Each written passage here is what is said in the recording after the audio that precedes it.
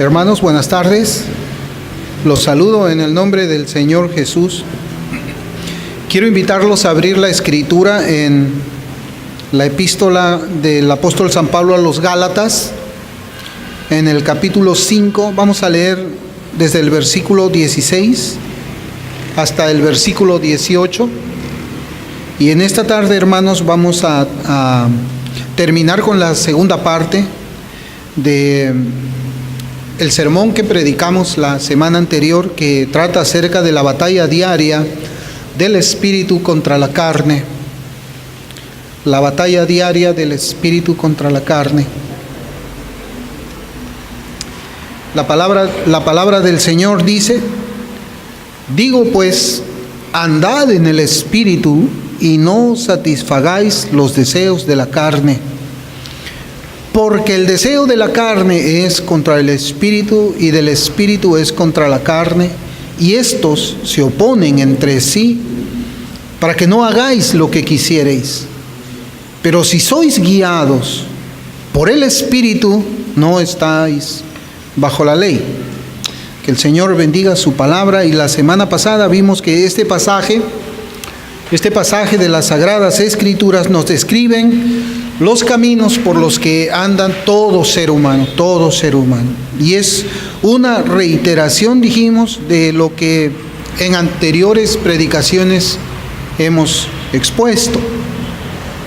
Hay seres humanos que andan en el espíritu, hay seres humanos que andan en la carne.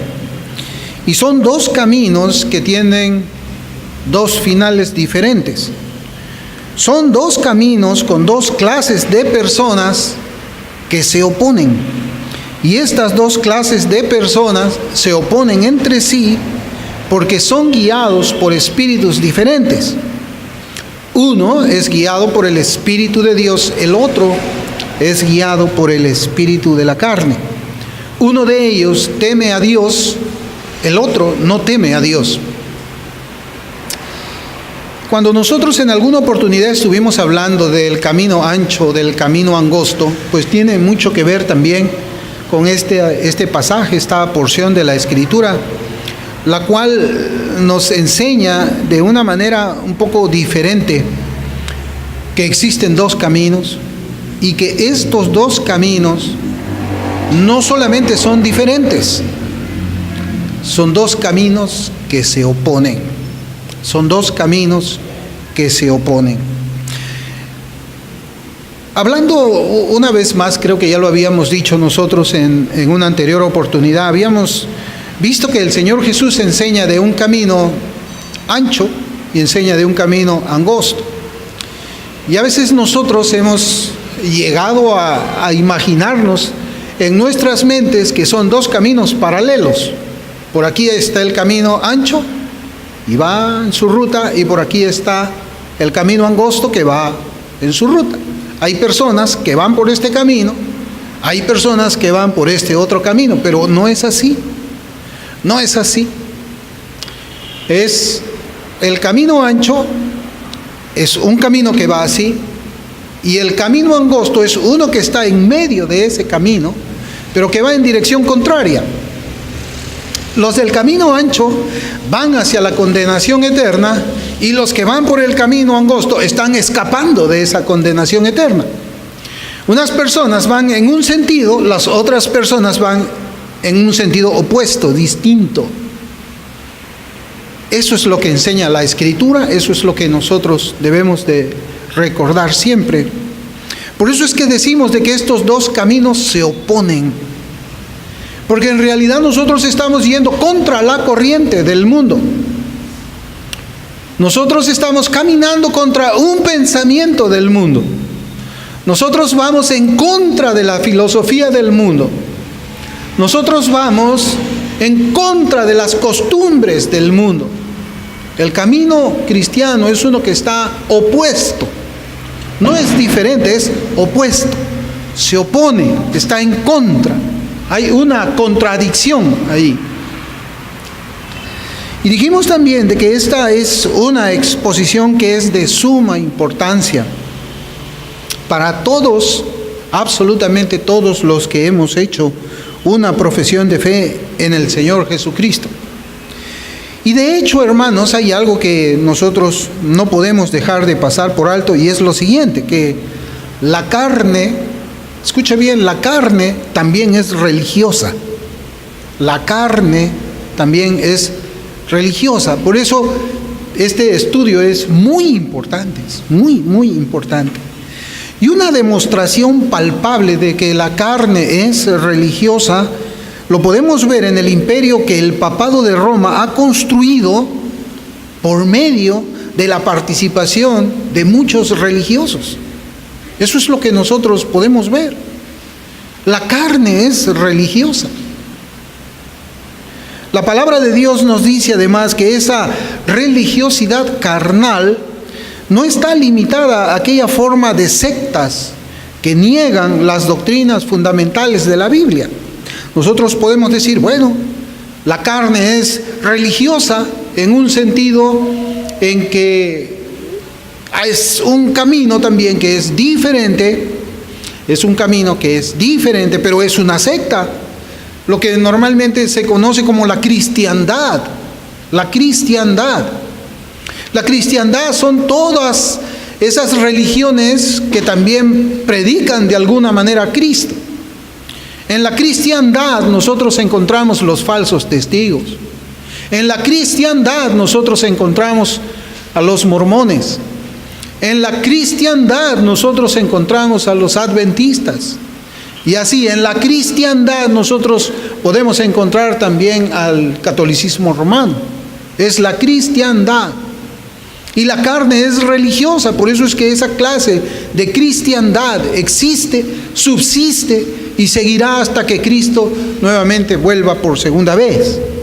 Pero yo les decía de que no está limitada esa religiosidad de la carne a esas sectas, sino que también la religiosidad carnal muchas veces se demuestra o se presenta dentro de lo que es la fe verdadera, la fe genuina, el camino protestante, el camino evangélico.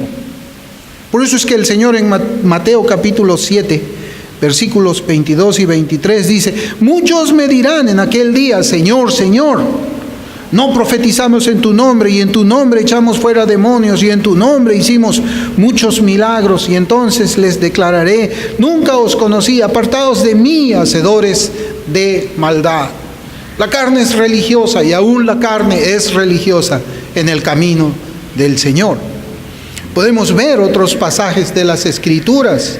Allí está Ananías y Zafira, dos personas que no eran creyentes, pero estaban en la iglesia primitiva, porque la carne es religiosa.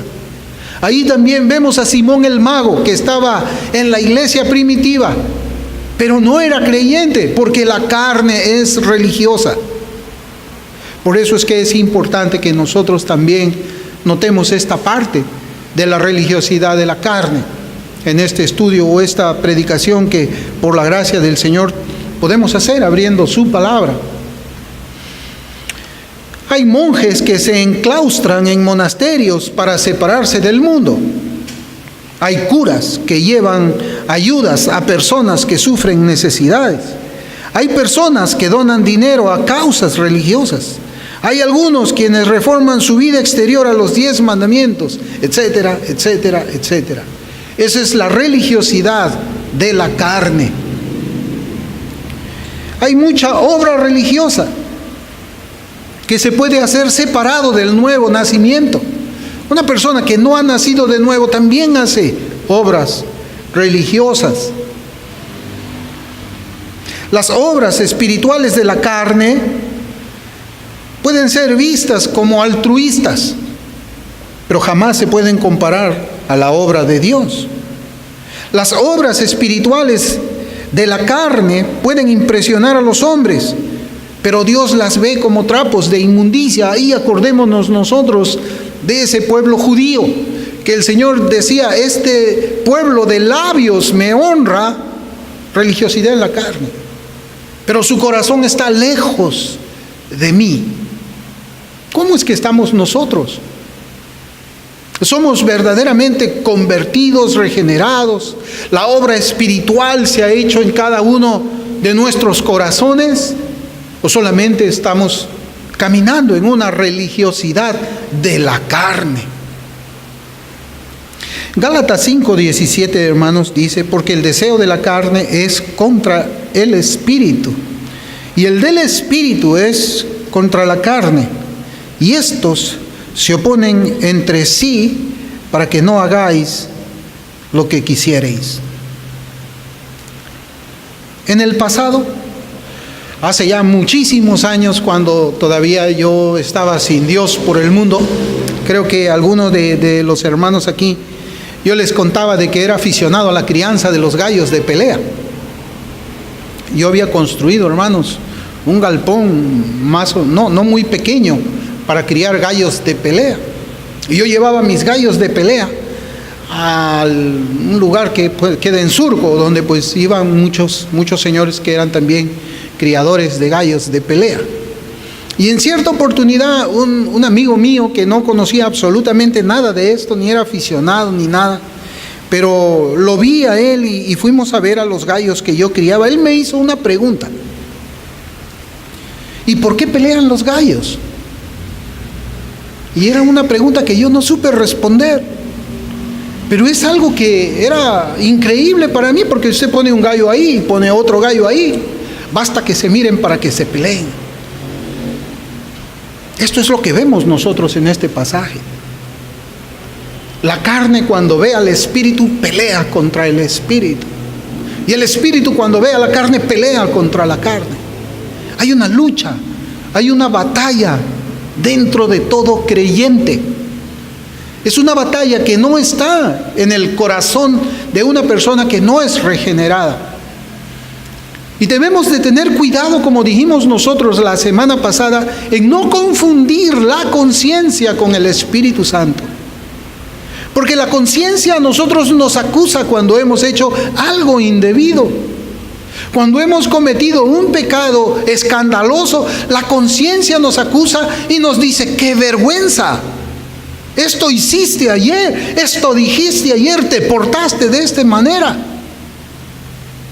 Y nos sentimos culpables porque la conciencia nos acusa. Esa no es la batalla del espíritu contra la carne. Esa es la carne peleando contra la carne. Y ni siquiera pelean, porque una enfermedad no puede curarse con la misma enfermedad. Simplemente es la conciencia la que nos da testimonio a nosotros de que tenemos una naturaleza caída, una naturaleza adámica, que hacemos el mal. Y cuando nosotros escuchamos la voz de nuestra conciencia, que generalmente la escuchamos después que hemos cometido el pecado, simplemente nos avergonzamos de las cosas que hemos hecho.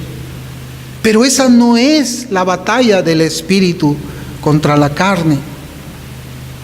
No es. No solamente se nos enseña que el principio de la carne es diferente del principio del espíritu, sino que además nos enseña, hermanos, que hay una lucha, hay una enemistad. Así dice la Biblia: enemistad, enemistad. Dice la Escritura: estos se oponen entre sí. Estos dos principios nunca van a poder ser amigos. Estos dos principios nunca van a armonizar. Ellos son antagónicos. Pelean, luchan. Cuando se miran, inmediatamente están peleando el uno contra el otro, como esos dos gallos. Porque esa es la naturaleza de la carne y esa es la naturaleza del espíritu. Y yo me ponía a pensar, hermanos, ¿cuál de estos dos principios se supone que debe de ganar? ¿Cuál de estos dos principios? Claro, entendemos primero que la tercera persona de la Trinidad, Dios Espíritu, está morando dentro de nosotros, y el Dios Espíritu que mora dentro de nosotros tiene influencias espirituales en nosotros, en nuestros corazones. Ese es el principio del Espíritu. ¿Cuál de estos dos principios es el que debe de vencer? El principio de la carne, sí. ¿Alguien puede creer que el principio de la carne es mayor que el principio del Espíritu? ¿O que la carne es más poderosa que el poder que el Espíritu Santo tiene? Fíjense, esta mañana, hermanos, bueno, yo escucho también algunos himnos antes de venir por acá, ¿no? Una preparación que uno hace en su corazón, y estaba con mi esposa un rato allí. Y yo le hablaba a ella de que a mí siempre me gustaba ver, y le hice ver cómo es que es el cristiano, cómo es que el Espíritu Santo nos pone a nosotros firmes y hace que nosotros no estemos tambaleando, sino que el Espíritu Santo es quien nos pone, nos fija, nos edifica, nos pone así en un cimiento de concreto inamovible. Y le hice ver a ella un video de un faro que estaba en medio de la tormenta, y eso creo que yo les había comentado a ustedes antes. Yo le decía a mi esposa: mira, vas a ver cómo estas olas, que son muy grandes, van a golpear fuerte a ese faro, de tal manera que va a llegar un momento en que el faro desaparece en medio de todo ese mar, pero cuando el mar se está retirando, lo vas a ver ahí, parado, lo vas a ver de pie. Ese es un cristiano verdadero, un cristiano genuino. Un cristiano que es golpeado, un cristiano que es atacado, un cristiano que está sufriendo esa batalla en la carne. Pero ¿saben qué? El Espíritu Santo hace que el cristiano no se mueva. El cristiano nunca va a perder esa batalla, porque es el Espíritu Santo quien hace esas influencias en el interior del corazón, que son más poderosas que las influencias de la carne en nosotros. Por eso, ¿cuál de estos dos principios se supone que debe de ganar? ¿La carne o el espíritu? A veces hemos escuchado de hermanos en la fe que andan en derrota espiritual, hermanos que no pueden vencer vicios, hermanos que no pueden vencer lujurias, hermanos que no pueden derrotar pecados, pero se les dice, hermanos, y los vemos, que siempre andan caminando en derrota y en derrota y más derrota. ¿Será que en realidad no ha habido una verdadera obra de salvación en aquel que se le llama hermano, pero que no puede tener victoria sobre la carne? Porque no se trata de nosotros, no se trata de nuestra carne peleando contra nuestra carne, sino se trata de alguien que es superior a nosotros, más poderoso que nosotros, peleando también nuestras batallas. ¿Quién es el que gana? Mire, el mismo Espíritu nos dice también, para que no hagáis lo que queréis. Para que no hagáis lo que queréis. Y es evidente en el contexto de este versículo y en el contexto de toda la Biblia, que el creyente no haría el mal que podría hacer, y la consecuencia de ello es que nos vamos haciendo más santos, más puros, más íntegros. El principio de la carne está deseando hacer el mal, que es contrario a la naturaleza de Dios. Eso es lo que nosotros reconocemos en la carne, porque cuando estábamos sin Cristo con el mundo, todavía nosotros podemos recordar la forma en que pensábamos, nuestra filosofía de vida, la conducta que nosotros teníamos, y cómo es que siempre el pecado era el que nos dominaba, nos ganaba y nos llevaba para donde quería llevarnos. Mas no es así ahora. El pecado no tiene dominio sobre ninguno de aquel que ha recibido esos beneficios salvíficos de la cruz. El principio, pues, de la carne está deseando hacer el mal. Está deseando hacer el pecado. Está deseando conducirnos por ese camino de maldad. Pero la gracia, el Espíritu es un principio que lucha contra esa carne y la reprime y la somete.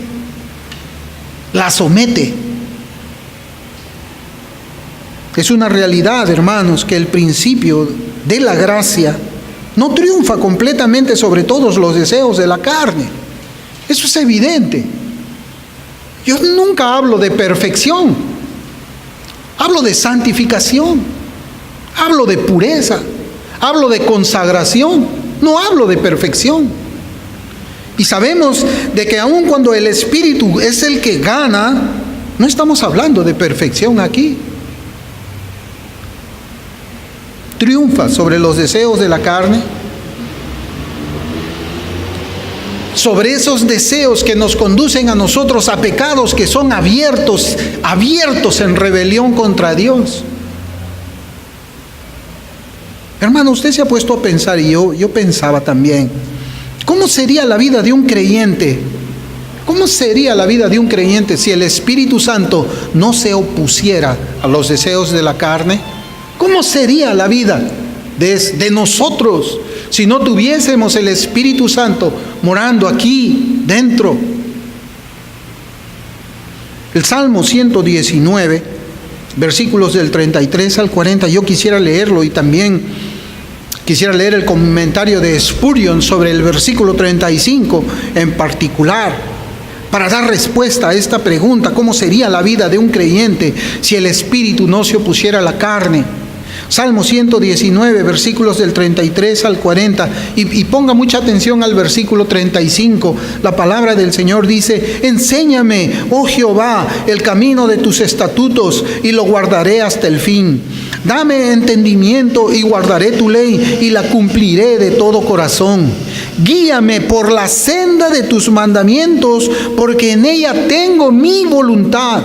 Inclina mi corazón a tus testimonios y no a la avaricia. Aparta mis ojos que no vean la vanidad. Avívame en tu camino. Confirma tu palabra a tu siervo que te teme. Quita de mí el oprobio que he temido, porque buenos son tus juicios. He aquí, yo he anhelado tus mandamientos. Vivifícame en tu justicia. Y Spurgeon comenta el versículo 35 de este salmo de esta manera. Comienzo la cita. El salmista no le pide al Señor que haga por él lo que debe hacer él mismo. Él mismo desea ir o andar por la senda de los mandamientos. No pide ser llevado en tanto que él está recostado de modo pasivo, sino que se le haga andar. La gracia no nos trata como si fuéramos piedras o troncos para ser arrastrados por caballos, sino como criaturas dotadas de vida, razón, voluntad y potencias activas que quieren y pueden ir por su cuenta si se les hace ir. Hermanos, esta es una ilustración del principio santo del Espíritu que el creyente anhela en su propia vida, porque conoce que aún hay maldad dentro de él y la aborrece. Por eso es que nosotros estamos siempre constantemente elevando oraciones como este salmo. Pero sabe que no puede luchar contra la carne, carne contra carne. No puede, porque allí no habrá ninguna victoria, hermanos. El nacido de Dios tiene el Espíritu y conoce que, como dice este pasaje en Romanos 8:11, y si el Espíritu de aquel que levantó de los muertos a Jesús mora en vosotros, el que levantó de los muertos a Cristo Jesús vivificará también vuestros cuerpos mortales por su Espíritu que mora en vosotros. Y aquí se nos habla del poder del Espíritu Santo. Y hay una analogía: el poder del Espíritu Santo levantó a Cristo de entre los muertos. Y ese poder es el que habita en nosotros. Por eso nuevamente pregunto: ¿quién derrota a quién? ¿La carne derrota al Espíritu Santo que tuvo el poder para levantar a Cristo de entre los muertos? ¿Alguien puede creer eso, hermanos? No, no es posible. No es posible. Por eso es que la pregunta: si el Espíritu Santo mora en nosotros, ¿nos va a permitir ir en el pecado día tras día? Si el Espíritu Santo mora en nosotros, ¿nos va a llevar o nos permitirá que nosotros completemos pecados que estamos planeando día tras día tras día? Si el Espíritu Santo mora en nosotros, ¿nos va a dejar en el pecado cometido contra el prójimo sin que nos arrepintamos? Hermanos, Estas preguntas son importantes porque tienen que ver con la naturaleza propia de Dios, tienen que ver con el poder de Dios. Y ese poder que levantó a Cristo dice que mora en el creyente. ¿Usted cree eso? Yo no hablo de experiencias, yo no quiero que nosotros digamos, bueno, yo no siento eso, yo no tengo esa experiencia, yo no veo que tengo victoria sobre el pecado, pero soy creyente. Oh, claro, yo me dejo arrastrar por el pecado, pero soy creyente. Así. Ese poder que levantó a Cristo de entre los muertos va a permitir que nosotros seamos arrastrados fácilmente por el pecado. No, hermanos, no. Por eso decir que uno ha nacido de Dios y que puede permanecer en las obras muertas de las tinieblas es algo que la Biblia no enseña en ninguna parte. No enseña. La vida del cristiano es una experiencia que nosotros leemos en la Biblia. No es que mi experiencia interpreta la Biblia, sino que la Biblia me va a enseñar si mi experiencia es verdadera o es falsa. Es un error muy grande a veces. ¿Cuántas veces hemos escuchado quizás que hay profesantes en la fe que nos dicen, ¿y usted por qué dice que es cristiano? Porque cuando recibí a Cristo estuve de rodillas orando 4 días. Pero eso no dice la Biblia. Porque después que se levantan de las rodillas, 4 días en oración, continúan arrastrados por el pecado. Continúan hablando con sus bocas palabras que no convienen a un cristiano. Continúan siendo arrastrados por las concupiscencias de sus corazones. No importa cuál sea la experiencia o cuántas lágrimas que pueden haberse derramado aún cuando uno ha tenido quizás una confrontación contra su vida como pecador y la ofensa que ha hecho a Dios. Si hemos sido salvados, el Espíritu Santo mora en nosotros. Ese Espíritu, y recuérdelo, que levantó a Cristo de entre los muertos. ¡Qué poder! Es un poder que no se puede detener. Ese es el que mora en un creyente. Hermanos, el Espíritu Santo nunca va a permitir que nosotros permanezcamos en un pecado que no nos hemos arrepentido. Porque el pecado no arrepentido es el pecado que se practica. Basta que sea uno. Un pecado que no se ha arrepentido es el pecado que se practica. Y el pecado no mortificado es el pecado que mata el alma. Eso tenemos nosotros que considerar siempre. Porque a veces el corazón es muy engañoso y nos lleva a las estadísticas y dice, bueno, ya te arrepentiste del 99% de tus pecados. Bueno, este de aquí, déjalo allí. No, el pecado no arrepentido es el pecado que se practica. O a veces nosotros estamos tratando con ciertos pecados, pero hay uno que no lo tocamos. Hay uno que lo dejamos ahí. No, ese pecado que lo dejamos ahí es el que mata el alma. El que mata el alma. El ejemplo de esto lo encontramos en Amnón, hijo de David. Un hombre circuncidado según el rito de Moisés, pero cuya maldad fue sobremanera. Yo quisiera que veamos, hermanos, en la Escritura, en 2 de Samuel, capítulo 13, versículos 2 y 5. Y dice la palabra de Dios, segundo libro de Samuel, capítulo 13, versículo del 2 al 5, y dice, y estaba Amnón angustiado hasta enfermarse por Tamar, su hermana, pues por ser ella virgen, le parecía a Amnón que sería difícil hacerle cosa alguna. Y Amnón tenía un amigo que se llamaba Jonadab, hijo de Simea, hermano de David. Y Jonadab era hombre muy astuto.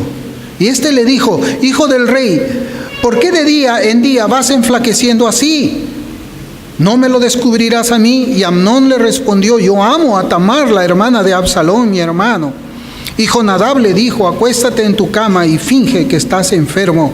Cuando tu padre viniere a visitarte, dile, te ruego que venga mi hermana Tamar para que me dé de comer y prepare delante de mí alguna vianda para que al verla yo la coma de su mano. Hermano, esto es un pecado planeado. Esto es un pecado que estaba guardado en el corazón de Amnón muchos días. Ese pecado lo estaba haciendo adelgazar. Él tenía una disposición fija, pecaminosa, de tomar a su hermana Tamar. Y él se encuentra con otro hombre. La Biblia dice que es Jonadab, un hombre muy astuto. Y lo que nosotros encontramos aquí, hermanos, es nuestra naturaleza cuando estábamos sin Dios. Nosotros éramos así cuando estábamos sin Dios. Nosotros teníamos el pecado fijado en nuestros corazones. Y nosotros teníamos amigos que venían a nosotros para decirnos cómo llevar a cabo nuestros pecados. Y no había nada que podía obstaculizar ese pecado. Tal vez alguna cosa moral, tal vez alguna vocecita de la conciencia no nos hacía pasar un límite, pero por lo general nos dejábamos llevar. Hermanos, esa fue la reunión del diablo con el diablo para hacer el mal. Ellos hacían esto de forma natural, para ellos era natural actuar así. Si nosotros leyéramos este pasaje, hermanos, estando en el mundo y sin Cristo, quizás lo tomaríamos como un ejemplo para llevar a cabo nuestra maldad. Tomaríamos ahí esa estrategia para hacer el mal a una mujer que quizás, estando nosotros en la carne, deseamos para nosotros. Mira qué buena idea la que este hombre, Jonadab, le da a Amnón. Mira que hay que apuntarla, hay que llevarla a cabo. Así es el hombre cuando está desprovisto del Espíritu Santo. Ellos lo hacían así porque pues tenían una naturaleza caída. No había ningún freno que los contenga. No había ningún principio que se oponga a esa carne.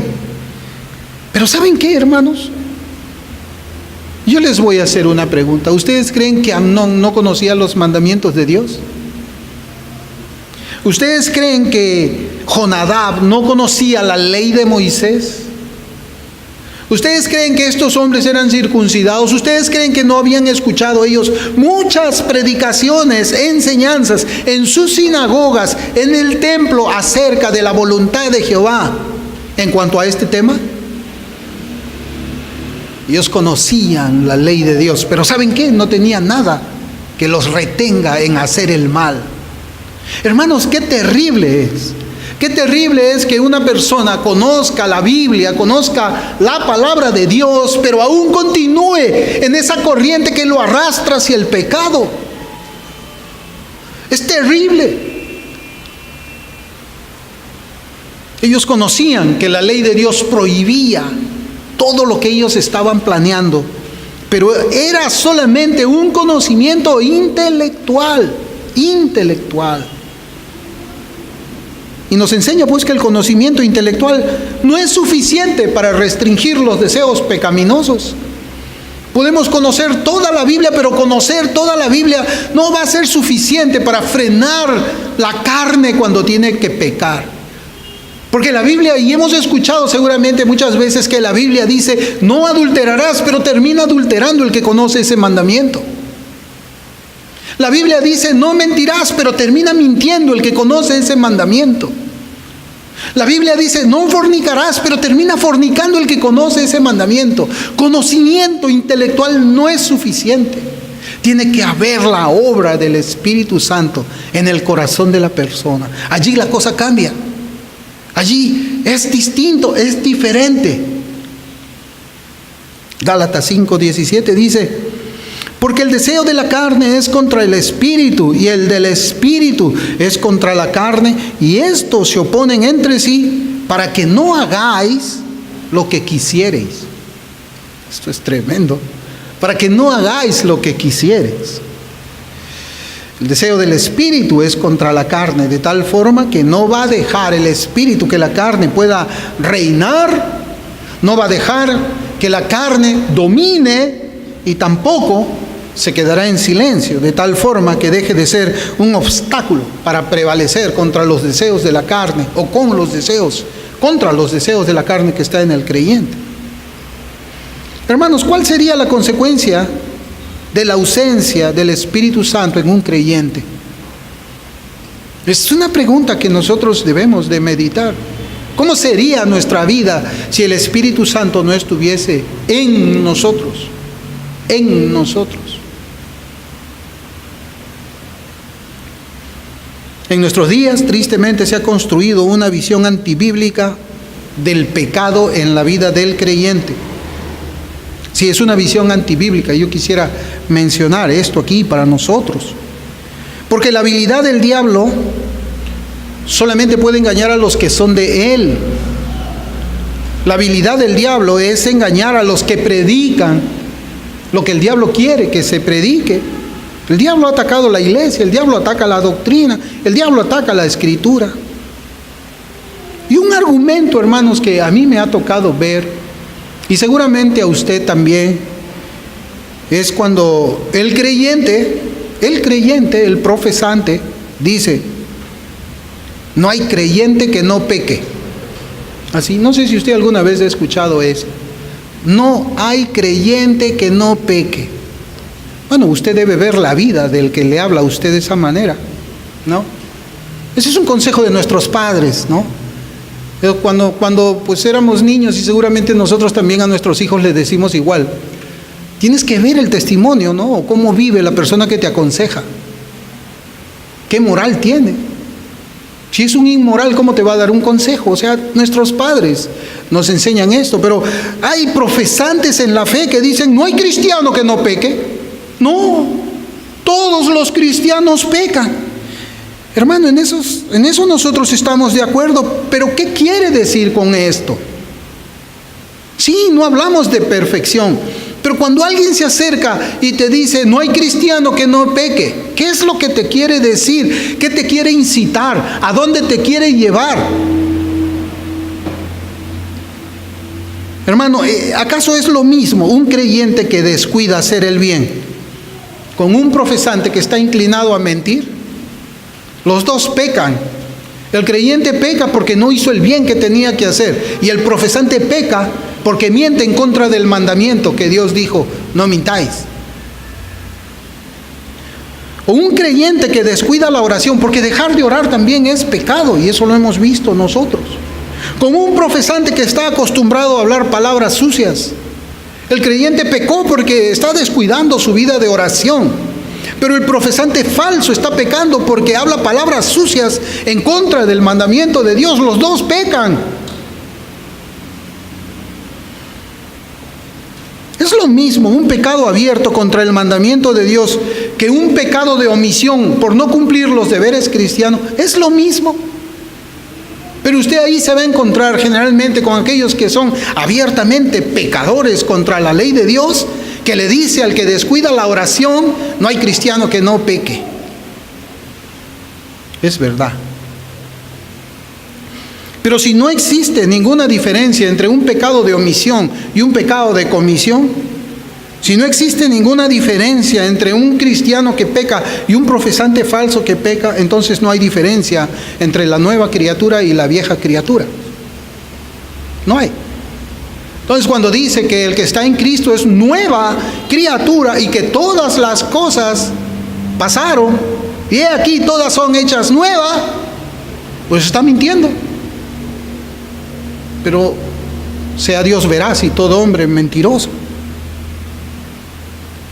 No, hermanos, es verdad, nosotros como creyentes pecamos, pero no pecamos como aquellos que han profesado una fe en Cristo falsamente y andan en la carne, cediendo los deseos de la carne, en el mundo, en derrota espiritual. Hermanos, el Espíritu Santo hace su obra de diferentes maneras. El Espíritu Santo no nos dejará hacer las cosas que son abominables para Dios, como la carne desea. El Espíritu Santo no nos dejará traicionar a Dios ni a su palabra, como la carne desea.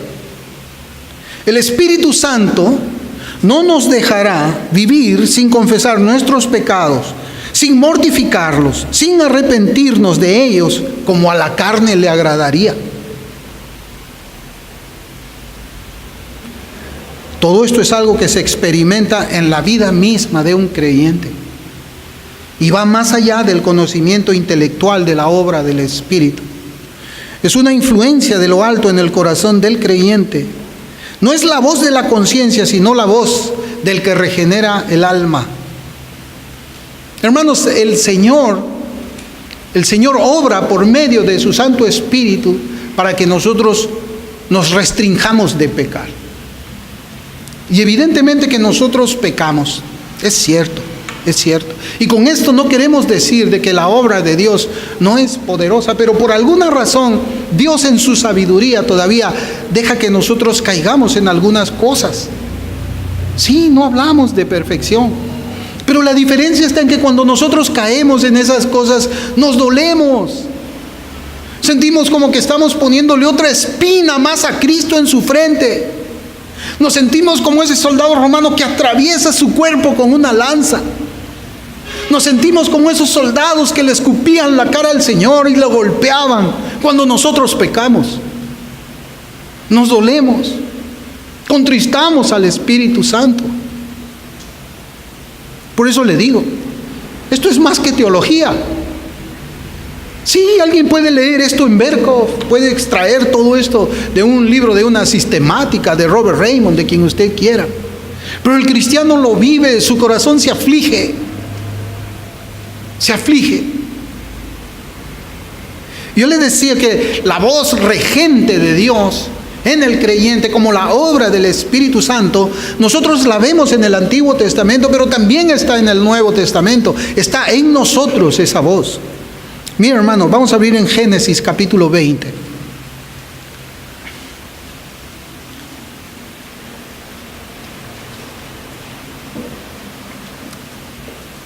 Génesis capítulo 20. Y aquí ya vemos, el contexto es que Abraham había mentido. Y él dijo que su esposa Sara era su hermana. Y Abimelech lleva a Sara con ella. Y hubo una mentira allí, ¿no? Pero mire cómo dice la Escritura. En Génesis 26 dice: y le dijo Dios en sueños a Abimelech: yo también sé que con integridad de tu corazón has hecho esto. Y yo también te detuve de pecar contra mí, y así no permití que la tocases. ¿Quién detuvo a Abimelech de no tomar a Sara, la mujer de Abraham? Su conciencia. Su conciencia le dijo: no, saben, hermanos, la conciencia no funciona en esos casos. Seamos honestos. Cuando uno está en el mundo y tiene una obsesión por una muchacha, aun cuando la muchacha puede estar casada o comprometida con alguien, saben, el hombre no se detiene por eso. La conciencia te puede decir: oye, pero esta muchacha es la novia de tu amigo. Sí, pero tu carne va a decir: ¿qué importa? Me gusta. Solamente Dios es quien puede realmente refrenar del pecado al hombre. Mire cómo dice ahora Génesis 31. Para demostrar que la obra de Dios, en la cual Él restringe al hombre de pecado, es verdadera. Génesis 31, versículos 6 y 7. Jacob aquí les habla a Raquel y a Lea. Dice: vosotras sabéis que con todas mis fuerzas he servido a vuestro padre, y vuestro padre me ha engañado y me ha cambiado el salario 10 veces, pero Dios no le ha permitido que me hiciese mal. Dios no le ha permitido que me hiciese mal. Al padre de Raquel y de Lea. Ahora recordemos que Dios mantuvo también a José en su integridad, a pesar de las consecuencias que fueron contrarias a su propia persona. Génesis 39 también. José le dice a la mujer de Potifar: no hay otro mayor que yo en esta casa, y ninguna cosa me ha reservado sino a ti, por cuanto tú eres su mujer. Mire cómo dice, hermano. ante esta invitación de la mujer de Potifar para que él estuviese en intimidad con ella. ¿Cómo pues haría yo este grande mal y pecaría contra Dios? ¿Cómo puedo hacer este mal yo? El cristiano dice eso. ¿Cómo puedo hacer yo este mal? ¿Cómo puedo pecar contra este Dios que solamente me ha dado bienes? Me ha dado a su Hijo en la cruz. Me ha dado la muerte de su Hijo para que yo tenga vida. ¿Cómo? Eso no es gracia, hermanos. Es gracia. Cuando nosotros aprendemos a ver la bondad de Dios de esa manera, no fríamente, no, sino vívidamente. Porque hay una diferencia en verlo con frialdad. Dios es bueno, sí, Dios es bueno. Pero sabes, cuando tú ves esa bondad, cuando la experimentas espiritualmente en tu vida, eso es un obstáculo para que tú peques contra Dios. Tú vas a decir igual como José, pero ¿cómo puedo hacerle yo este mal a Dios que me ha dado a su único hijo, a quien ama? El redimido de Dios dice igual. ¿Cómo pues haría yo este grande mal y pecaría contra Dios?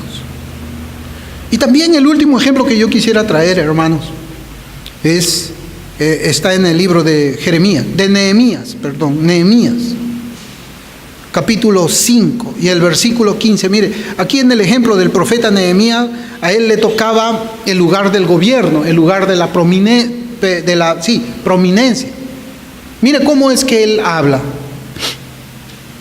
Nehemías 5:15. Pero los primeros gobernadores que fueron antes de mí abrumaron al pueblo y tomaron de ellos por el pan y por el vino más de 40 siclos de plata, y aún sus criados se enseñoreaban del pueblo. Pero yo no hice así, a causa del temor de Dios. El redimido de Dios dice igual. Pero yo no hice así, yo no pequé así, a causa del temor a Dios, del temor de Dios. Así habla un creyente, hermanos. ¿Y por qué habla así? Por el principio del Espíritu que está rigiendo su corazón, que está gobernando en su corazón, que hace que la carne se sobrepone al deseo de la carne. Por eso dice, nuestro versículo dice de esa manera, al final dice, para que no hagáis lo que quisierais. Ahí está el Espíritu, para que no hagamos lo que la carne quiere hacer. Ese es el ministerio del Espíritu Santo en nosotros, uno de los ministerios. Todos son importantes, así como este. Miren, Matthew Henry dice de este versículo de Nehemías 5:15, quienes verdaderamente temen a Dios no se atreven a hacer nada cruel o injusto. Quienes verdaderamente temen a Dios no se atreven a hacer nada que es cruel ni injusto. Claro, antes, pues, nosotros vemos de que hay un ministerio del Espíritu Santo antes de Pentecostés y después de Pentecostés. Cuando David pecó contra la mujer de Urías Eteo, Betsabé, cuando David pecó con ella, la embarazó y después mató al marido, él estuvo varios meses tranquilo en su palacio. Él se paseaba silbando de una habitación a otra habitación. Él había pecado, pero ya se había olvidado. Él no tenía el Espíritu Santo en él. ¿Qué tuvo que hacer Dios? Lo llamó a Natán y le dijo, ¿sabes? Cuéntale esta parábola a David y dile que él es, y que mi juicio va a llegar a él y mi juicio va a llegar a su casa. Cuando Pedro negó al Señor, Pedro no tenía el Espíritu Santo en él. El Señor, para hacerle ver su pecado a Pedro, ¿qué hizo? Le puso un gallo. Cuando el gallo cante 3 veces, te vas a acordar de las palabras que yo te dije. Saben, hermanos, nosotros ya no necesitamos al profeta Natán.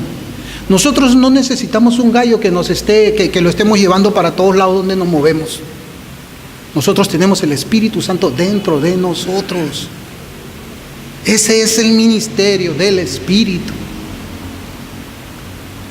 El creyente no actúa como el incrédulo debido a la obra del Espíritu Santo. El creyente no usa su lengua como el incrédulo debido a la obra del Espíritu Santo. El creyente no hace las obras que el incrédulo hace debido a la obra del Espíritu Santo. El creyente tiene implantado en su interior el temor de Dios, que lo sostiene, el temor de Dios que lo dirige, el temor de Dios que lo mantiene lejos del camino de los impíos, que es el camino de la carne. Salmo 1:1 dice: bienaventurado el varón que no anduvo en consejo de malos, ni estuvo en camino de pecadores, ni en silla de escarnecedores se ha sentado. El varón es bienaventurado cuando tiene el Espíritu Santo, porque el Espíritu Santo lo aparta de todo esto. ¿Cómo es posible que yo no obedezca a los deseos de la carne? ¿Cómo es posible? Bueno, la Escritura misma es bastante sencilla de leer y también sencilla de obedecer, caminando en el Espíritu. Así dice la Escritura.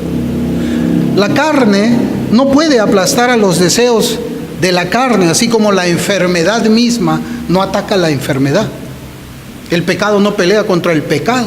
Satanás no pelea contra Satanás. Los demonios no pelean contra los demonios. El Señor ya lo dijo. Si la casa estuviese dividida, no podría sostenerse. Es el Espíritu el que pelea contra la carne. Es el Espíritu el que pelea contra Satanás. Y es Satanás el que pelea contra el Espíritu. Y es la carne la que pelea contra el Espíritu. Es una batalla, véalo así. Romanos 8:5, que hablamos de caminar en el Espíritu. Romanos 8:5, porque los que son de la carne piensan en las cosas de la carne, pero los que son del Espíritu en las cosas del Espíritu. Ahí Romanos 8:14, porque todos los que son guiados por el Espíritu de Dios, estos son hijos de Dios. Proverbios 8, versículos 20 y 21. Por vereda de justicia guiaré, por en medio de sendas de juicio, para hacer que los que me aman tengan su heredad y que yo llene sus tesoros. Hermanos, el Espíritu Santo nos guía lejos de nuestros propios caminos, que es el camino de la carne. El Espíritu Santo te guía lejos de allí, para llevarnos por los caminos de justicia y rectitud, como dice el proverbio. Naturalmente nosotros no tenemos caminos de justicia y rectitud. Nuestro camino es en la carne, y el Espíritu Santo tiene que tomarnos de allí, movernos. Y el Espíritu Santo es poderoso. Así como te traslada del reino de las tinieblas, también te traslada del camino de perdición para ponerte en un camino donde andes en justicia y en rectitud y andes en verdad también. El Espíritu Santo nos guía mediante influencias poderosas. Nos guía por la senda de la libre obediencia a Dios, por la senda de la verdad, por los caminos del temor a Dios. Esos son los caminos por los cuales el Espíritu Santo nos lleva. Y miren, Jeremías 32:40. El Señor ya lo he enseñado así antes. Jeremías 32:40 dice: y haré con ellos pacto eterno. ¿De qué pacto habla aquí? Del nuevo pacto que es la culminación del pacto de la gracia. Aquí habla del nuevo pacto en Jeremías. Haré con ellos pacto eterno, que no me volveré atrás de hacerles bien. Mire, y dice: y pondré mi temor en el corazón de ellos, para que no se aparten de mí. O sea, todo el que está en el nuevo pacto, todo el que está en el pacto de gracia, ¿qué cosa tiene en su corazón? El temor de Dios. Ahí está en la Escritura. Tiene el temor de Dios. ¿Y qué cosa es lo que hace? Ese temor, que sus caminos sean diferentes, que sus caminos sean piadosos, que su camino sea en santidad, que su camino sea en justicia. Porque no puede haber hombre que tema a Dios y viva como nosotros vivíamos antes. Y pondré mi temor en el corazón de ellos, para que no se aparten de mí. Hermanos, La Biblia a nosotros nos habla de este conflicto, nos habla de esta batalla en el interior, pero además nos afirma claramente que la victoria de los deseos del Espíritu están sobre los deseos de la carne. Y yo, como les decía, hermanos, esto no es teología fría, es la experiencia de todo creyente. Y agradecemos a Dios por hacer su obra en nosotros, por medio del Espíritu Santo, llevándonos a una vida santa, llevándonos al temor del Señor.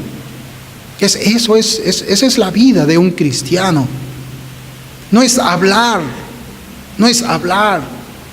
es vivirlo. Dios no ha escrito este libro para llenar nuestras mentes.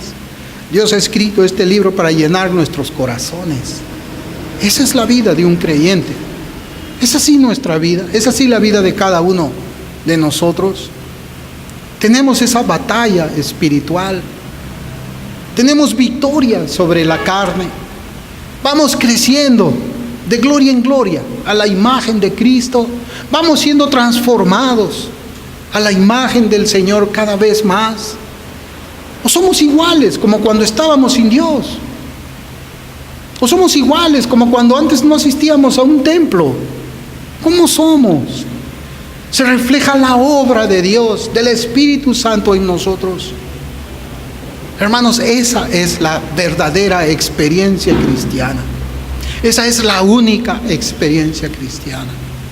Es una batalla donde también hay aflicción, hay lloro, hay llanto, hay angustia. Porque el Espíritu Santo nos permite a nosotros ver la maldad que todavía subsiste, que esos remanentes de pecado que quedan allí todavía. La carne tiene sus aliados. ¿Saben cuál es el aliado de la carne? El mundo. ¿Saben quién más es aliado de la carne? Satanás. Pero ¿sabe usted quién es aliado del Espíritu que mora en nosotros? El Padre y el Hijo. Por eso es que nosotros tenemos victoria sobre la carne.